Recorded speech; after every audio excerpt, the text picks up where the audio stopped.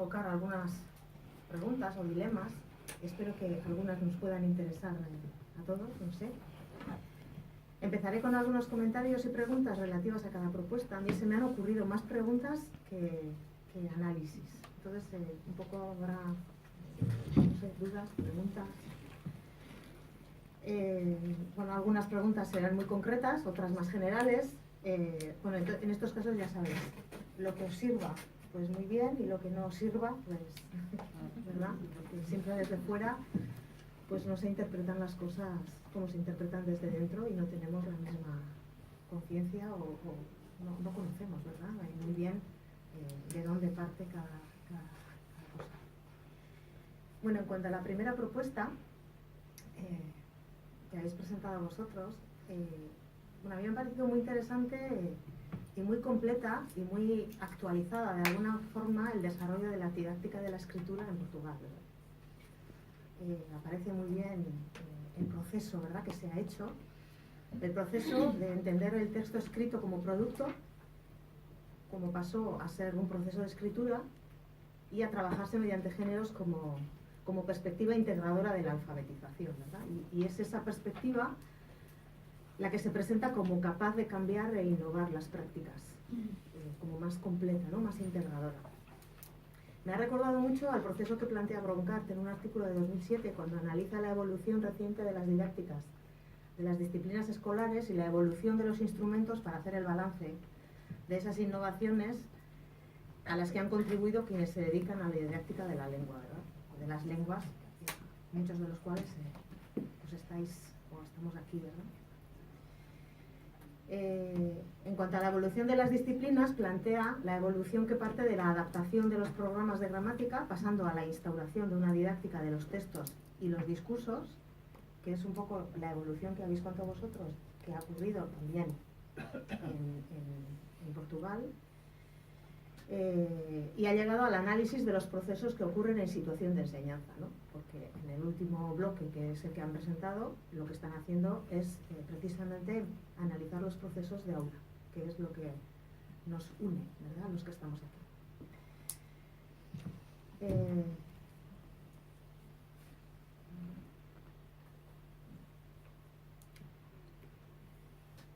Broncat y su equipo se dio cuenta también que el mismo dispositivo llevado al aula es llevado al aula de formas distintas, ¿verdad? Igual que nosotros también hemos podido ver en muchas ocasiones, ¿verdad? Podemos crear todos los dispositivos didácticos que queramos, que luego cada docente, aunque lo hayan preparado juntos, lo puede implementar de formas distintas y puede tener repercusiones distintas. Y entonces, claro, eso también influye en la forma de investigar que tenemos de estos procesos, porque ya no es suficiente investigar cómo es la lengua, qué forma tiene la lengua o qué dispositivos podemos crear, diseñar, sino, claro, queremos saber cómo lo hacemos en el aula y por qué ocurren cosas distintas, ¿no? Según los momentos, según las personas, y no se sabe muy bien, ¿verdad?, por qué ocurren los aprendizajes o no ocurren esos aprendizajes en el aula muchas veces, con lo cual hoy en día nos interesa especialmente las investigaciones centradas en el alumnado y en el profesorado, en los que se busca identificar qué y cómo sucede en el aula, ¿verdad? En el proceso que han contado del proceso de Portugal, a mí me ha interesado especialmente un proyecto concreto que habla del interwriting, porque es el que aglutina varios estudios, y sobre todo me ha interesado el enfoque del uso del vídeo. Los que conocéis qué trabajo hacemos en la Universidad de Mondragón sabéis que trabajamos con vídeos, con el trabajo de los docentes, y entonces a mí se me va directamente, pues esos estudios son los que a mí me estimulan. Me estimulan. Sobre todo me ha interesado el enfoque del uso del vídeo en situación ecológica de aula, en la que se analiza el trabajo de los estudiantes en diferentes momentos, pero también se convierten en contextos de investigación, formación, acción de los propios docentes, ¿verdad?, que utilizan esos instrumentos para interrogarse sobre sus prácticas y en la que la investigación se convierte en un ámbito de desarrollo profesional. En ese contexto, el hecho de que la investigación tenga lugar en el marco de una comunidad de desarrollo profesional en la que investigadores académicos y profesores investigadores actúen y en los que estos a su vez realizan acciones de formación en su contexto de trabajo, eso es lo que a nosotros nos interesa, porque también entendemos que los procesos formativos son más eficaces, más efectivos, más inspiradores cuando el equipo docente trabaja junto en su propio centro. Por eso a mí me inspiran este tipo de...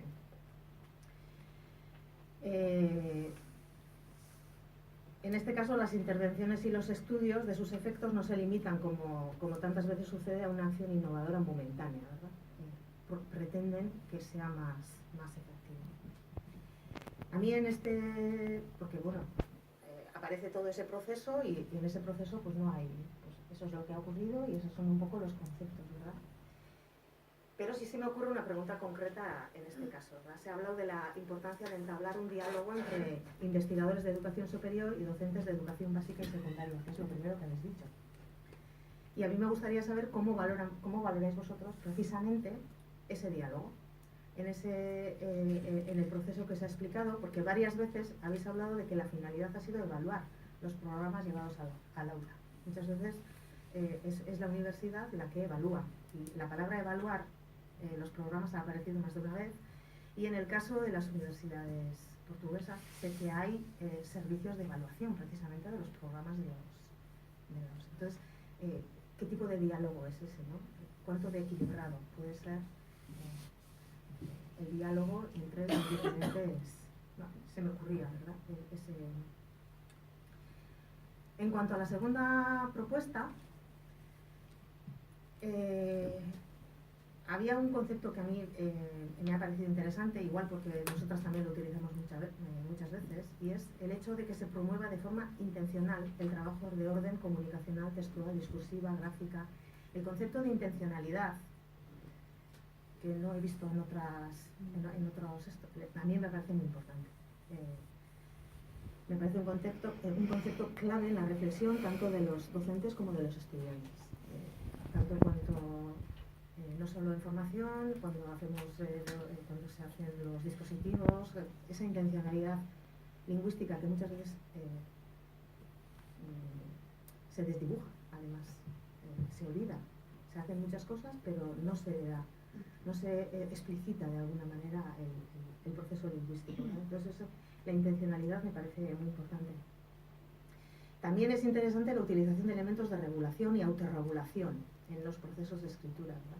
Sería interesante ver igual cómo guían esos elementos reguladores el trabajo autónomo y colaborativo de los estudiantes, pero también entre los estudiantes y los docentes, y ver cómo nos pueden servir esos instrumentos para hacer un proceso significativo para los estudiantes. No sé hasta qué punto se ha conseguido que ese proceso de escritura sea significativo para ellos. Y de ahí me surgían preguntas concretas, ¿verdad? Me ha parecido que no está explícito cuánto duró esa intervención, por ejemplo, y por qué poner énfasis en el resumen. Tampoco lo tengo muy claro, ¿verdad? ¿Cuál es la proyección del resumen en el proceso de formación textual y académico de los estudiantes? Por lo tanto, ¿cuál es la significatividad que pueden encontrar los estudiantes en el trabajo del resumen, ¿verdad? Tampoco hay referencias al resumen multilingüe. El resumen de un texto científico, en principio, sabemos que es bilingüe, trilingüe, y aquí no hay referencia tampoco. Igual habría que hacerle referencia, ¿por qué no?, cuando es el sistema canónico, ¿verdad?, del texto científico, pues hoy en día nos interpela a eso. Igual es un elemento que me vendrá más tarde, en cursos posteriores, puede ser, no sé, tampoco sé cuál es la intervención y la reflexión de las y los docentes en ese proceso. Trabajáis con los estudiantes, pero no sé muy bien cuál es la función y el papel de los docentes en ese proceso. Entonces esas ya son un poco las bases. En cuanto a la tercera propuesta, habláis de equipos de investigadores de la universidad y docentes de primaria y secundaria, y yo reconozco que desde hace muchos años vivo con un poco de envidia esa situación en la que los docentes de primaria y secundaria pueden participar en equipos investigadores de forma formal, de forma, trabajo conjunto, ¿no? Y yo lo vivo con mucha envidia. Entonces, hemos empezado a hacer algún pinito, nosotros tenemos problemas, empezamos a hacer cosas con alguna escuela concertada, que, pues, pero vamos, son cosas puntuales que en nuestro caso, por ejemplo, en el País Vasco no se puede hacer de forma sistemática y no está autorizado. Y no es legal, en principio. Entonces, pues me parece que es muy importante, porque si estamos hablando de mejorar la enseñanza de la escritura o de didáctica de la lengua en general, pues va a ser mucho más efectivo y mucho más interesante si lo hacemos juntos, ¿sabes? Juntos y juntas. Y en ese sentido luego aparece también la idea de la interacción intensa entre investigadores y docentes. En este caso, esa interacción intensa supongo que no es ya por parte de los docentes que están en el grupo de investigación, sino con los docentes de los centros con los que se ha trabajado, me imagino. O no sé si los docentes investigadores del grupo que han colaborado con vosotros son los docentes que están en los centros en los que se ha trabajado, no lo sé. ¿Sí? Entonces, esa interacción intensa, que está un poco unida a la reflexión que antes ha aparecido también sobre la colaboración, qué tipo de colaboración, ¿a qué llamamos colaboración, verdad? Y es una cuestión que a mí siempre me genera dudas, ya que la experiencia nos ha mostrado que esa interacción intensa en términos de investigación no rebaja en general lo más mínimo el desequilibrio de roles entre los investigadores y los docentes de los centros. Tampoco en los casos en los que hablamos en términos de investigación y acción colaborativa, que hemos hecho algún pinito y a mí me resulta, a mí me provoca dudas, de verdad estamos haciendo una investigación, acción colaborativa, o sea, entre iguales. Bueno, no puede ser completamente iguales, pero ¿dónde está el equilibrio? ¿Dónde está la muga? El límite de unos y otros. Aparecen también como acciones finales actividades de devolución, cosa que a mí me parece muy importante, ¿no? Esa devolución de los datos cualitativos o cuantitativos, ¿verdad? Cualitativos a cada centro, individuales a las familias, cuantitativos, perdón, a cada centro, individuales a las familias solicitantes, y eso, por ejemplo, me ha chocado,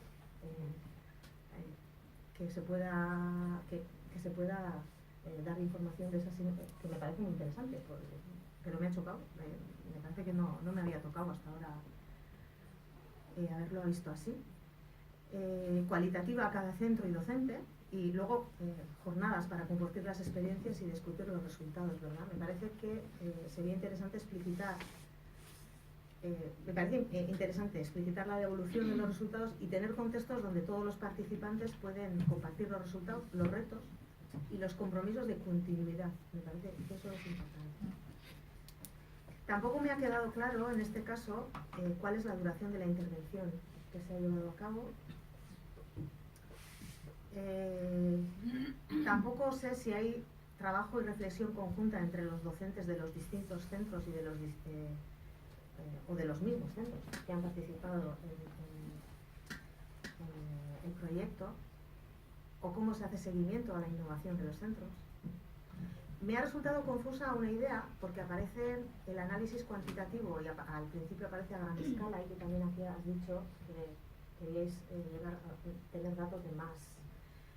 Pero luego, cuando habláis de la muestra más adelante, aparece muestra de docentes pequeña, y aparece 51 docentes. Y he dicho, bueno, ¿es a gran escala o es pequeña? Yo no suelo hacer investigación cuantitativa y a mí me resulta muy confuso eso de cuánto es suficiente y cuánto no lo es, ¿verdad? Pero me ha chocado porque, claro, entonces no sé si es una contradicción, un despiste o no lo he entendido. En el caso del cuestionario inicial. Y luego tampoco sé muy claro, no tengo muy claro por qué se ha decidido hacer la investigación con 5 de los 18 centros como centros control. No sé hasta qué punto ese contraste experimental puede ser dinamizador de prácticas innovadoras o qué impacto ha tenido en los centros en los que se ha llevado a cabo. No lo sé. porque a mí todavía me resulta chocante lo de los proyectos control, los grupos control, todavía me choca. Bueno, entonces he visto que hay dos tipos de investigación entre los tres trabajos presentados. El primer trabajo es un trabajo documental en el que se analiza el proceso de la didáctica de la escritura en las últimas 3 décadas en Portugal.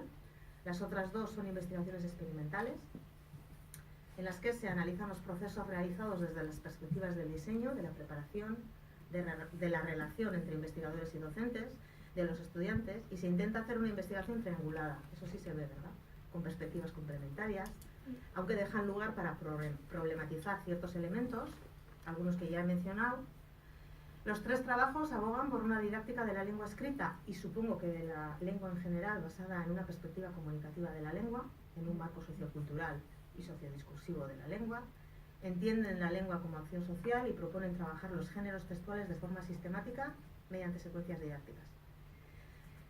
¿Qué es lo chocante? Pues que hace más de 30 años que se empezó a trabajar en esa línea y sin embargo todavía resulta innovador en las escuelas, ¿no? Hablando de innovación, transformación, cambio, todavía no hay una práctica sistematizada de la lengua, a pesar de que hay muchas investigaciones que han hecho análisis y hay datos que una y otra vez avalan las virtudes del paradigma comunicativo, textual y secuencial para trabajar la lengua de forma sistemática.